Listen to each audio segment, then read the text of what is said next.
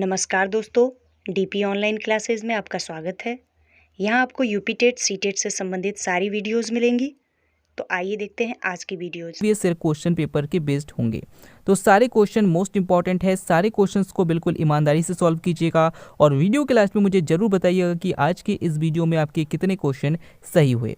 तो दोस्तों, जैसा कि आपको पता है कि आपके यूपी टेट एग्जाम में आपके पर्यावरणीय अध्ययन में पर्यावरण के साथ साथ साइंस के भी क्वेश्चन पूछे जाते हैं, ज्योग्राफी के क्वेश्चन भी पूछे जाते हैं, कुछ हिस्ट्री के क्वेश्चन भी पूछ लिए जाते हैं। तो इन सबको ध्यान में रखते हुए मैंने हर टाइप के क्वेश्चन को मिक्स करके लिया है, जिसमें सबसे पहला क्वेश्चन आपके सामने है, मानव शरीर में हीमोग्लोबिन का क्या कार्य है। ऑप्शन आपके सामने, ऑक्सीजन का संचार, बैक्टीरिया का संचार, एनीमिया को रोकना या फिर ऊर्जा का उपयोग।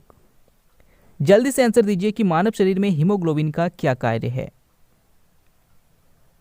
तो दोस्तों चलिए इसका सही आंसर देखते हैं। इसका सही आंसर है ऑप्शन ए, ऑक्सीजन का संचार।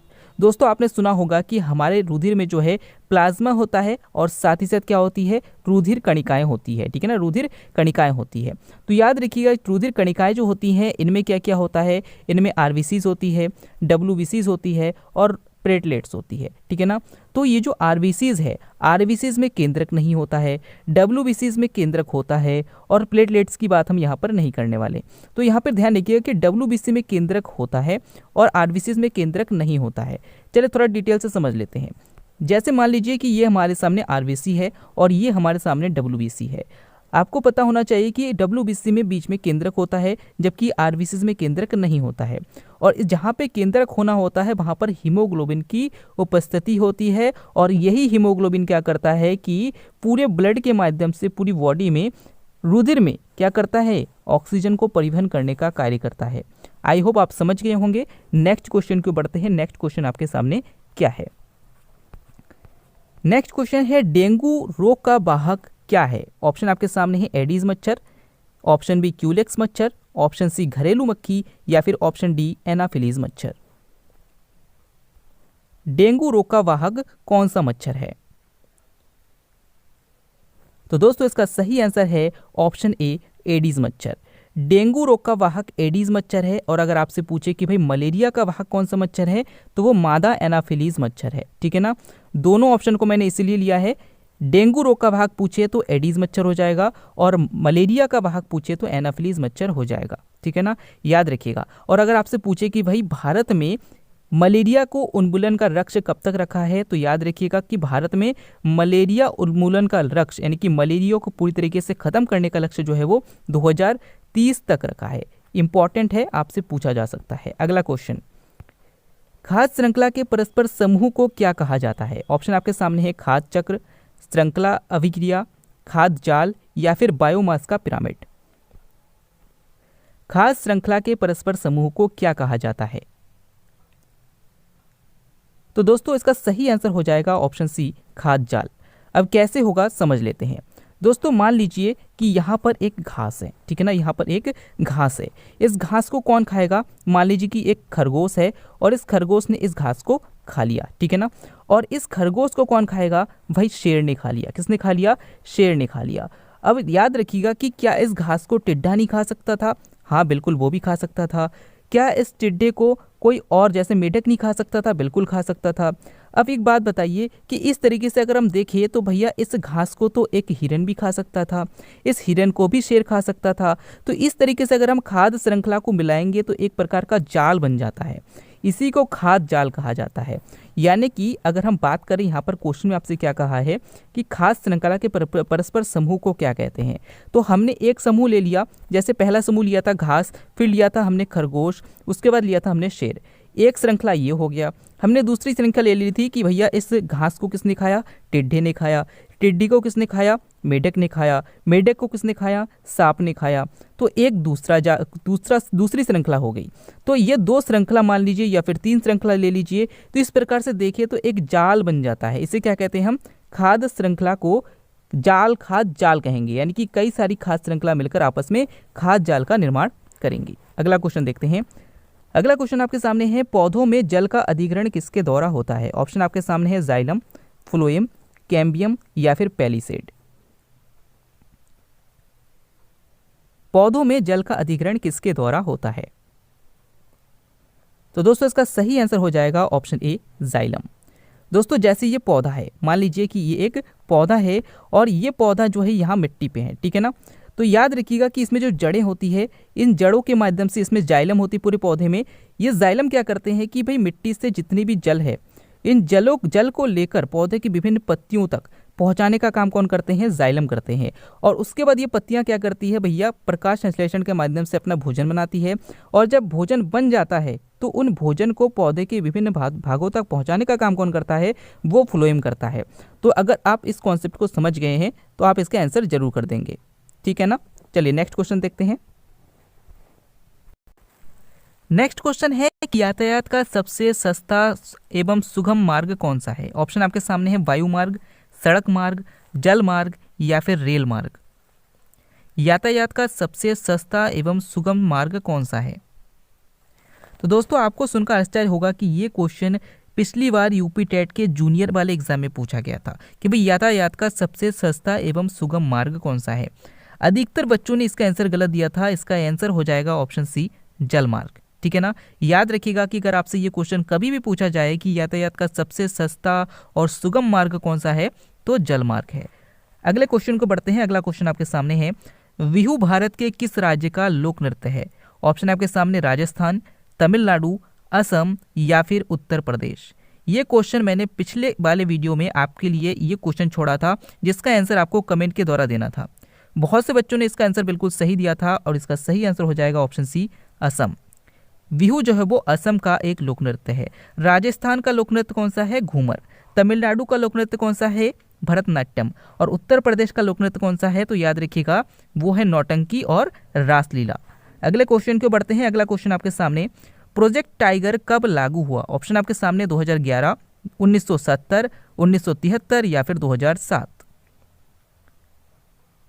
तो दोस्तों अगर आपसे पूछे प्रोजेक्ट टाइगर कब आया था तो इसका सही आंसर हो जाएगा 1973। अगर आपसे पूछे प्रोजेक्ट एलिफेंट कब आया था तो 1992। और अगर आपसे पूछे कि भाई वन्य जीव संरक्षण अधिनियम कब आया था तो याद रखिएगा 1972 में आया था। और अगर आपसे पूछे कि भाई वन संरक्षण अधिनियम कब आया था तो 1980 में आया था। ये चारों क्वेश्चन आपके लिए मोस्ट इंपॉर्टेंट है, याद रखिएगा। अगला क्वेश्चन आपके सामने कि गंगा नदी को बांग्लादेश में किस नाम से जाना जाता है। ऑप्शन आपके सामने पद्मा, जमुना, मेघना या फिर सांगपो। गंगा नदी को बांग्लादेश में किस नाम से जाना जाता है। इसका सही आंसर हो जाएगा ऑप्शन ए पद्मा। गंगा नदी को बांग्लादेश में पद्मा के नाम से जाना जाता है, जबकि ब्रह्मपुत्र नदी को बांग्लादेश में जमुना के नाम से जाना जाता है। अब जरा इसको समझ लेते हैं कि भैया इस चारों ऑप्शन में आपके सामने क्या घुमा फिरा के क्वेश्चन आपसे पूछे जा सकते हैं, ठीक है ना। तो चलिए सबसे पहले आप समझ लीजिए कि ये हमारा इंडिया है, ठीक है ना। जैसे ये इंडिया है, ये इंडिया है, ठीक है ना, ठीक है।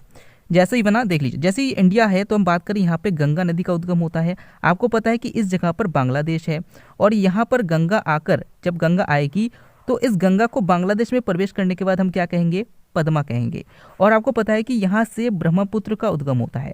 ये ब्रह्मपुत्र नदी अगर आएगी तो ब्रह्मपुत्र नदी आने के बाद बांग्लादेश में क्या कहलाएगी, इसे कहेंगे हम जमुना। क्या कहेंगे, जमुना। और ये जो हमने गंगा नदी को पद्मा कहा था और इस ब्रह्मपुत्र नदी को हमने यहाँ पर जमुना कहा था, ये जब दोनों आपस में आकर बांग्लादेश में मिल जाती है तो इसे हम संयुक्त रूप से मेघना कहते हैं। क्या कहते हैं, मेघना कहते हैं।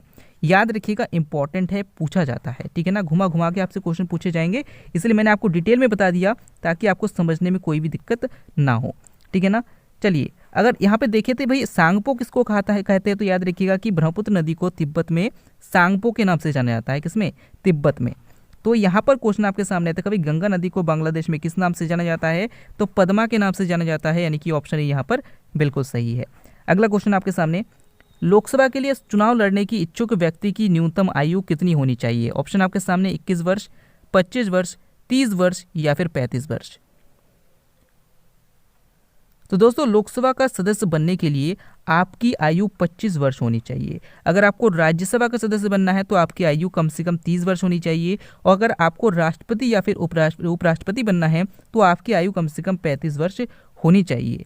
याद रखिएगा, ये सारे क्वेश्चन आपसे पूछे जाते हैं। अगला क्वेश्चन, हमारा राष्ट्रीय गान पहली बार कब और कहाँ गाया गया था। ऑप्शन आपके सामने 24 जनवरी 1950 को इलाहाबाद में, ऑप्शन बी 24 जनवरी 1950 को दिल्ली में, ऑप्शन सी 26 दिसंबर 1942 को कलकत्ता में, या फिर ऑप्शन डी 27 दिसंबर 1911 को कलकत्ता में। इसका सही आंसर हो जाएगा ऑप्शन डी 27 को कलकत्ता में। दोस्तों अगर आप इस डेट को याद ना कर पाए तब भी कोई दिक्कत नहीं, बट आपको ये वर्ष याद होना चाहिए और ये कहाँ पर हुआ था ये भी आपको याद होना चाहिए। देखिए अगर आपसे पूछे कि भाई राष्ट्रीय गान को सबसे पहली बार कब गाया गया था तो 1911 में कलकत्ता में गाया गया था। और अगर आपसे पूछे भाई राष्ट्रीय गीत को पहली बार कब गाया गया था तो उसे 1896 के कलकत्ता अधिवेशन में गाया गया था।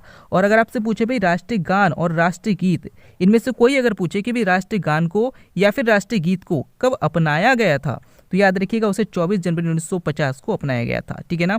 यहाँ पर आपसे पूछा है कि भैया हमारा राष्ट्रीय गान पहली बार कब और कहाँ गाया गया था तो 27 दिसंबर 1911 को कलकत्ता में गाया गया था। अगले क्वेश्चन को बढ़ते हैं। अगला क्वेश्चन आपके सामने भाई मौलिक अधिकारों की संख्या कितनी है। ऑप्शन आपके सामने 10, 8, 6 या फिर 5। तो दोस्तों इसका सही आंसर हो जाएगा ऑप्शन सी 6। अगर आपसे पूछे भाई मौलिक अधिकार कितने हैं तो 6 है, और अगर आपसे पूछे मौलिक कर्तव्य कितने हैं तो 11 है। तो कौन कौन से मौलिक अधिकार है, सबसे पहली बात ध्यान रखिएगा कि 6 मूल अधिकार है और कहाँ से कहाँ तक है तो अनुच्छेद 12 से लेकर अनुच्छेद 35 तक है। कौन कौन से मूल अधिकार है, सबसे पहले समानता का अधिकार, उसके बाद स्वतंत्रता का अधिकार, शोषण के विरुद्ध अधिकार, धार्मिक स्वतंत्रता का अधिकार, संस्कृति एवं शिक्षा का अधिकार और सबसे लास्ट में संवैधानिक उपचारों का अधिकार। ये सारे आपको याद होने चाहिए। अगले क्वेश्चन को बढ़ते हैं। मेरियाना खाई किस महासागर में स्थित है। ऑप्शन आपके सामने हिंद महासागर, प्रशांत महासागर, अंध महासागर या फिर आर्कटिक महासागर। तो दोस्तों इसका सही आंसर हो जाएगा ऑप्शन बी प्रशांत महासागर। दोस्तों याद रखिएगा कि प्रशांत महासागर सबसे बड़ा महासागर है, प्रशांत महासागर ही सबसे गहरा महासागर है, ठीक है ना। साथ ही साथ मेरियाना गर्त जो है वो प्रशांत महासागर में स्थित है और प्रशांत महासागर में ही रिंग ऑफ फायर यानी कि अग्नि वलय पाया जाता है, यानी कि इस महासागर के चारों ओर जो है वो ज्वालामुखी पाए जाते हैं, इसीलिए इसे रिंग ऑफ फायर भी कहा जाता है। अगले क्वेश्चन को बढ़ते हैं। अगला क्वेश्चन आपके सामने अधिकांश मौसम संबंधी क्रियाएं घटित होती है। आपको बताना है कि वायुमंडल की किस परत में सबसे अधिक मौसम संबंधी घटनाएं होती है। ऑप्शन आपके सामने परिवर्तन मंडल में, समताप मंडल में, मध्य मंडल में या फिर आयन मंडल में। इसका सही आंसर हो जाएगा ऑप्शन ए परिवर्तन मंडल में। दोस्तों अगर आपके सामने यहाँ पर परिवर्तन मंडल ना देकर अगर क्षोभ मंडल देते तो क्षोभ मंडल भी इसका आंसर होता, क्योंकि क्षोभ मंडल को ही परिवर्तन मंडल भी कहते हैं, क्षोभ मंडल को ही संवहन मंडल भी कहते हैं। तो याद रखिएगा कि इसी वायुमंडल परत में सबसे अधिक मौसम संबंधी घटनाएं देखने को मिलती है। और अगर आपसे पूछे कि भैया किस परत में तापमान हमेशा समान बना रहता है तो याद रखिएगा वो समताप मंडल में रहता है। और किस परत में बात करें आपसे किस परत में जो है ओजोन परत पाई जाती है तो वो भी समताप मंडल में पाई जाती है। अगर आपसे पूछे भाई सबसे ठंडी वायुमंडल की परत कौन सी है तो वो मध्य मंडल है। और याद रखिएगा कि आयनिक तरंगें किससे विकृत होती है तो वो आयन मंडल से विकृत होती है। ये सारे क्वेश्चन आपके लिए इंपॉर्टेंट है। अगले क्वेश्चन को बढ़ते हैं। अगला क्वेश्चन आपके सामने काली मिट्टी संबंधित है। ऑप्शन आपके सामने चावल के उत्पादन के लिए, गेहूं के उत्पादन के लिए, कपास के उत्पादन के लिए या फिर चावल के उत्पादन के लिए। इसका सही आंसर हो जाएगा ऑप्शन सी कपास के उत्पादन के लिए। दोस्तों काली मिट्टी जो है वो महाराष्ट्र में सबसे अधिक पाई जाती है और ये एक ऐसी मिट्टी होती है जिसमें आपको सिंचाई की ज़रूरत नहीं पड़ती है। याद रखिएगा पूछा जाता है कि किस मिट्टी में सिंचाई की आवश्यकता नहीं होती है तो काली मिट्टी में सिंचाई की आवश्यकता नहीं होती है और इसमें कपास की खेती बहुत अच्छी होती है। चलिए अगले क्वेश्चन को बढ़ते हैं। अगला क्वेश्चन आपके सामने भारत में न्यूनतम साक्षरता वाला राज्य कौन सा है। ऑप्शन आपके सामने झारखंड, छत्तीसगढ़, बिहार या फिर राजस्थान। इसका सही आंसर हो जाएगा ऑप्शन सी बिहार। दोस्तों जनगणना 2011 के अनुसार भारत में न्यूनतम साक्षरता वाला जो जिला है वो बिहार है और सबसे अधिक साक्षरता वाला जिला जो है वो केरल है। याद रखिएगा कि भैया अगली जनगणना कब होगी तो 2021 में होगी, 16 भाषाओं में होगी, 2 चरणों में होगी। अगर आपसे पूछे कि भी पहली बार जनगणना कब हुई थी तो 1872 में लॉर्ड मेयो के शासनकाल में हुई थी। तो ये सारे क्वेश्चन आपसे पूछे जा सकते हैं। अगले क्वेश्चन की ओर बढ़ते हैं। अगला क्वेश्चन आपके सामने है निम्नलिखित में से कौन सी ब्राजील की प्रमुख फसल है। ऑप्शन आपके सामने चावल, चाय, कहवा या फिर तंबाकू। इसका सही आंसर हो जाएगा ऑप्शन सी कहवा। दोस्तों ब्राज़ील की प्रमुख फसल जो है वो कहवा है। और अगर आपसे पूछे कि भाई चीनी का कटोरा किसे कहा जाता है तो क्यूबा को कहा जाता है। ये भी बहुत पूछा जाता है, याद रखिएगा।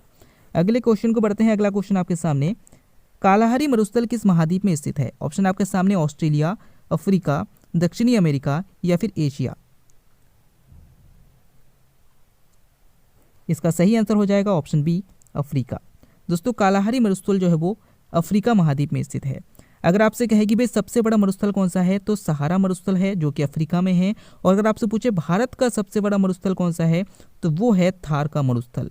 और अगर आपसे पूछे कि भाई सबसे कौन से महाद्वीप में मरुस्थल नहीं है तो याद रखिएगा कि यूरोप में कोई भी मरुस्थल नहीं है। अगले क्वेश्चन को बढ़ते हैं। अगला क्वेश्चन है, पर्यावरण को बचाने के लिए चिपको आंदोलन में कौन सा राज्य जुड़ा हुआ है? ऑप्शन आपके सामने उत्तर प्रदेश, झारखंड, उत्तराखंड या फिर छत्तीसगढ़। दोस्तों इस क्वेश्चन का आंसर आप हमें कमेंट के द्वारा देंगे, हम आपके कमेंट का इंतजार करेंगे। चलिए शुरू करते हैं, जिसमें सबसे पहला क्वेश्चन आपके सामने है, एलिसा परीक्षण किया जाता है। आपको बताना है कि एलिसा परीक्षण किस रोग के लिए किया जाता है। ऑप्शन आपके सामने कैंसर में, क्षय रोग में, टाइफाइड में या फिर एड्स में। इसका सही आंसर है ऑप्शन डी एड्स में। दोस्तों एड्स की जांच करने के लिए एलिसा टेस्ट किया जाता है। अगर आपसे पूछे कि भाई एड्स किससे फैलता है तो आपको बताना है भी वायरस से फैलता है। और अगर आपसे कहे किस वायरस से फैलता है तो याद रखिएगा HIV वायरस से फैलता है। याद रखिएगा, इंपॉर्टेंट है। साथ ही साथ अगर आपसे पूछा जाए कि भाई एड्स दिवस कब मनाया जाता है तो 1 दिसंबर को एड्स दिवस मनाया जाता है। इंपॉर्टेंट है, याद रखिएगा। अगला क्वेश्चन है, ओरिजिन ऑफ स्पीसीज पुस्तक में दिया गया है। आपको बताना है कि क्या दिया गया है। ऑप्शन आपके सामने है, प्राकृतिक चयन का सिद्धांत, उपार्जित लक्षणों की वंशागति का सिद्धांत, उत्परिवर्तन का सिद्धांत या फिर नव लैमार्कवाद। इसका सही आंसर है ऑप्शन ए प्राकृतिक चयन का सिद्धांत। दोस्तों ओरिजिन ऑफ स्पीसीज पुस्तक में प्राकृतिक चयन का सिद्धांत दिया गया है। आपने हाई स्कूल में पढ़ा होगा डार्विन के बारे में। दोस्तों डार्विन ने बीगल नामक जहाज पर यात्रा की थी और मेलापुगास नामक द्वीप पर पहुंचे थे। वहां पर जाकर उन्होंने देखा कि वहां पर कई सारी पक्षियां हैं, वो एक ही तरह की पक्षियां थी लेकिन उनकी चोंचों में अंतर था। मतलब कुछ पक्षियां जो है वो जैसे पौधों की बीज खाते थे, कुछ पक्षियां ऐसी होती थी जो कि पत्तियां खाती थी, कुछ पक्षियां ऐसी होती थी जो कि कीड़े मकोड़े खाती थी। तो इस प्रकार से उनके भोजन के आधार पर उनके चोंच में अंतर पाया जाता था। तो इसके आधार पर डार्विन ने अपनी एक पुस्तक लिखी जिसका नाम था द ओरिजिन ऑफ स्पीसीज, और इससे ही उन्होंने क्या कहा, प्राकृतिक चयन का सिद्धांत। कहने का सीधा मतलब ये है, उन्होंने कहा कि प्रकृति खुद चयन करती है कि किस प्रकार के जीवों का चयन करना है। इंपॉर्टेंट है, पूछा जा सकता है। और अगर आपसे पूछे कि भाई उत्परिवर्तन सिद्धांत किसने दिया था तो याद होना चाहिए कि भाई हुरगोडी ब्रीज ने दिया था। और अगर आपसे पूछे भाई उपार्जित लक्षणों की वंशागति का सिद्धांत किसने दिया था तो वो लैमार्क ने दिया था। इंपॉर्टेंट है, याद रखिएगा। अगला क्वेश्चन, रक्त आधान में सर्वदाता रुधिर वर्ग कौन सा है? ऑप्शन आपके सामने ए, बी, AB या फिर O। इसका सही आंसर है ऑप्शन डी O। दोस्तों ब्लड ग्रुप 4 होते हैं, एक A होता है, एक B होता है, एक AB होता है और एक O होता है। इसमें जो AB ग्रुप है, ये AB ग्रुप को हम सर्वग्राही ग्रुप कहते हैं और जो O ग्रुप है इसको हम सर्वदाता ग्रुप कहते हैं। इंपॉर्टेंट है, पूछा जा सकता है। अगला क्वेश्चन आपके सामने, शैके यानी कि लाइकेन है। आपको बताना है कि लाइकेन इनमें से क्या है। ऑप्शन आपके सामने परजीवी, रसायन पोषी, अपघटक या फिर सहजीवी। इसका सही आंसर हो जाएगा ऑप्शन डी सहजीवी। दोस्तों सहजीवी करने का मतलब क्या है, चलिए आंसर देख लेते हैं, हम इसका समझ लेते हैं थोड़ा। दोस्तों लाइकेन की बात करूं तो याद रखिएगा, एक होता है कवक, एक होता है कवक, एक होता है शैवाल। तो याद रखिएगा कि जहां पर भी कवक होगा, कवक के ऊपर शैवाल लगा होता है, ठीक है ना। ये शैवाल क्या करता है, शैवाल प्रकाश संश्लेषण के माध्यम से भोजन बनाता है और कवक को देता है। और कवक क्या करता है, इस शैवाल को आधार प्रदान करता है जिससे कि शैवाल को आधार मिल जाए और वो अपना जीवन जी सके। इस प्रकार से इन दोनों को मिलाकर हम संयुक्त रूप से क्या कहते हैं, इन दोनों को मिलाकर हम लाइकेन कहते हैं। तो यहाँ पर क्वेश्चन आपसे पूछा है कि भाई लाइकेन, जो लाइकेन है उनमें कैसा संबंध पाया जाता है, तो याद रखना है कि इनमें सहजीवी संबंध पाया जाता है क्योंकि ये दोनों एक साथ रहते हैं, शैवाल और कवक, और इन दोनों को संयुक्त रूप से हम लाइकेन कहते हैं। अगला क्वेश्चन, विटामिन सी की कमी से होने वाली बीमारी का क्या नाम है? ऑप्शन आपके सामने स्कर्वी, बेरी, रतौंधी या फिर थकान। इसका सही आंसर हो जाएगा ऑप्शन ए, स्कर्वी। दोस्तों, विटामिन ए की कमी से रतौंधी, विटामिन बी की कमी से बेरी, विटामिन सी की कमी से स्कर्वी, विटामिन डी की कमी से रिकेट्स, विटामिन ई की कमी से स्किन जैसी बीमारी होती है और विटामिन के की वजह से रक्त का थक्का नहीं जमता है। ये सारे क्वेश्चन इंपॉर्टेंट है, याद रखिएगा। अगले क्वेश्चन को बढ़ते हैं। राज्यसभा में होने वाली सभाओं की अध्यक्षता कौन करता है? ऑप्शन आपके सामने राष्ट्रपति, उपराष्ट्रपति, प्रधानमंत्री या फिर भारत का मुख्य न्यायाधीश। इसका सही आंसर हो जाएगा ऑप्शन ए, उपराष्ट्रपति। दोस्तों, आपको पता होगा सदन में दो सदन होते हैं, संसद में दो सदन होते हैं, एक लोकसभा होता है, एक राज्यसभा होता है। लोकसभा में कौन होता है? लोकसभा में एक अध्यक्ष होता है, एक उपाध्यक्ष होता है, जबकि राज्यसभा में एक सभापति होता है, एक उपसभापति होता है। तो राज्यसभा का जो सभापति होता है वो भारत का उपराष्ट्रपति होता है। इसीलिए क्वेश्चन आपसे कहा है कि भैया राज्यसभा में होने वाली सभाओं की अध्यक्षता कौन करता है? तो उपराष्ट्रपति करता है। इसका सही आंसर हो जाएगा। अगले क्वेश्चन को बढ़ते हैं। अगला क्वेश्चन आपके सामने है, विश्व ओजोन दिवस कब मनाया जाता है? ऑप्शन आपके सामने है 21 मार्च, 16 सितंबर, 25 अप्रैल या फिर 5 जून। इसका सही आंसर हो जाएगा ऑप्शन बी, 16 सितंबर। दोस्तों, विश्व ओजोन दिवस 16 सितंबर को मनाया जाता है। अगर आपसे पूछे भाई ओजोन परत किस वायुमंडल परत में पाई जाती है, तो वो समताप मंडल में पाई जाती है। अगर आपसे पूछे भाई 21 मार्च को कौन सा दिवस मनाते हैं, तो याद रखिएगा 21 मार्च को हम विश्व वानिकी दिवस मनाते हैं। 25 अप्रैल को हम क्या मनाते हैं? विश्व मलेरिया दिवस मनाते हैं। और 5 जून को हम क्या मनाते हैं? विश्व पर्यावरण दिवस मनाते हैं। ये चारों क्वेश्चन इंपॉर्टेंट है, याद रखिएगा। अगले क्वेश्चन को बढ़ते हैं। अगला क्वेश्चन है, क्वाशरकोर नामक रोग किसकी कमी से होता है? ऑप्शन आपके सामने है कार्बोहाइड्रेट, प्रोटीन, विटामिन या फिर आयोडीन। इसका सही आंसर हो जाएगा ऑप्शन बी, प्रोटीन। दोस्तों, प्रोटीन जो होते हैं वो अमीनो अम्ल के बहुलक होते हैं। प्रोटीन अमीनो अम्ल के बहुलक होते हैं, याद रखिएगा। अगर 1 साल से कम उम्र का बच्चा है तो उसमें मरासमस रोग हो जाता है, और अगर बड़े बच्चे हैं तो बड़ों बच्चों में क्वाशरकोर रोग हो जाता है। याद रखिएगा, अगर माँ के दूध में प्रोटीन की कमी है तो बच्चा को मरासमस रोग हो जाएगा, और अगर बड़े लोग हैं तो बड़ों लोगों में क्वाशरकोर रोग हो जाएगा। ठीक है ना। अगर आप विटामिन की बात करें तो विटामिन के बारे में अभी पिछले वाले क्वेश्चन में मैंने आपसे बता दिया कि कौन कौन से रोग होते हैं। आयोडीन की कमी से घुइंगा रोग हो जाता है, और अगर कार्बोहाइड्रेट की अधिकता हो जाती है तो मोटापा बढ़ता है। ठीक है ना। ये सारे क्वेश्चन इंपॉर्टेंट है। अगले क्वेश्चन को बढ़ते हैं। किस विटामिन की कमी से घाव में रुधिर बहना नहीं रुकता? ऑप्शन आपके सामने vitamin A, vitamin B, vitamin C या फिर विटामिन के। तो दोस्तों, इससे पहले मैंने विटामिन में आपसे कहा था कि विटामिन के की कमी से रक्त का थक्का नहीं जमता, यानी कि जब घाव होगा तो घाव में रुधिर बहना नहीं रुकेगा, यानी कि ऑप्शन डी यहाँ पर सही हो जाएगा। अगला क्वेश्चन, किस राष्ट्रीय उद्यान को पूर्व में हेली राष्ट्रीय उद्यान कहा जाता था? ऑप्शन आपके सामने है जिम कॉर्बेट राष्ट्रीय उद्यान, राजाजी राष्ट्रीय उद्यान, दुधवा राष्ट्रीय उद्यान या फिर इनमें से कोई नहीं।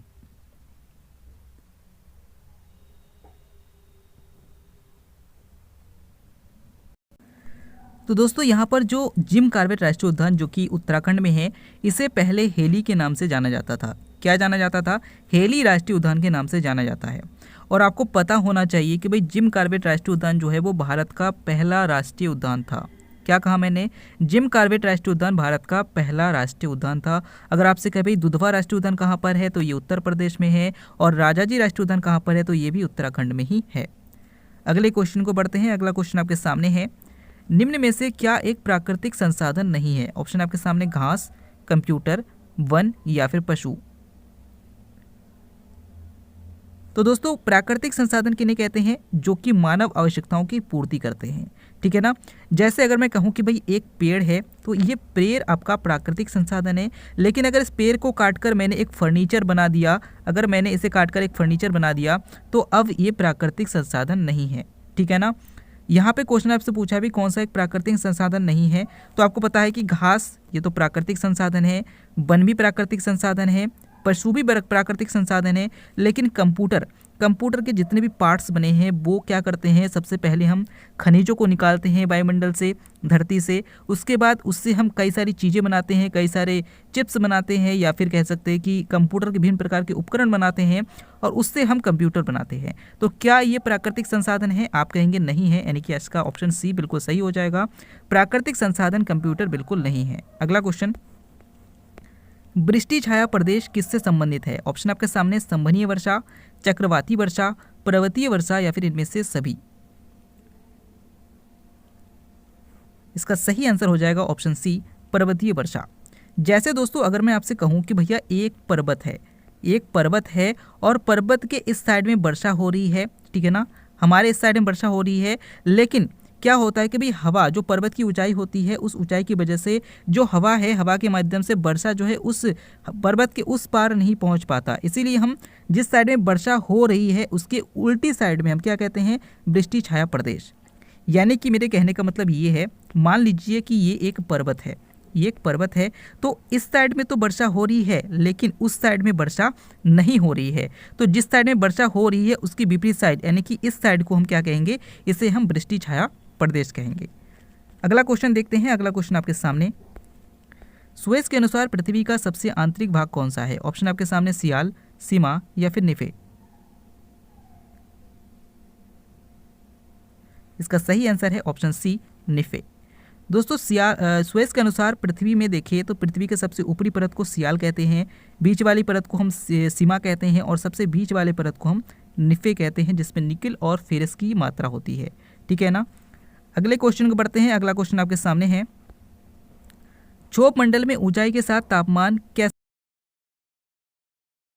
ऑप्शन बी, घटता है और फिर बढ़ता है, ऑप्शन सी, बढ़ता है, या फिर ऑप्शन डी, स्थिर रहता है। इसका सही आंसर है ऑप्शन ए, घटता है। दोस्तों अगर हम वायुमंडल में देखें तो आपको पता होना चाहिए कि भाई जो वायुमंडल की परत है, सबसे पहले क्षोभ मंडल, फिर समताप मंडल, फिर मध्य मंडल, फिर आयन मंडल और सबसे बाद में वायुमंडल। तो मैंने आपसे कहा था कि जो मध्य मंडल है इसमें तापमान सबसे कम होता है। मान लीजिए ये पृथ्वी है, तो मैंने कहा था कि पृथ्वी के सबसे बीच में सबसे ज़्यादा लावा होता है, यानी कि सबसे ज़्यादा गर्मी होती है। तो अगर हम इस पृथ्वी से नीचे की तरफ जाएंगे तो पृथ्वी के केंद्र की तरफ तापमान बढ़ता है, और अगर हम पृथ्वी की सतह से ऊपर की ओर जाएंगे तो तापमान घटता है, याद रखिएगा। ऐसे ही हमारे और वीडियोज़ देखने के लिए हमारे चैनल को लाइक करें, सब्सक्राइब करें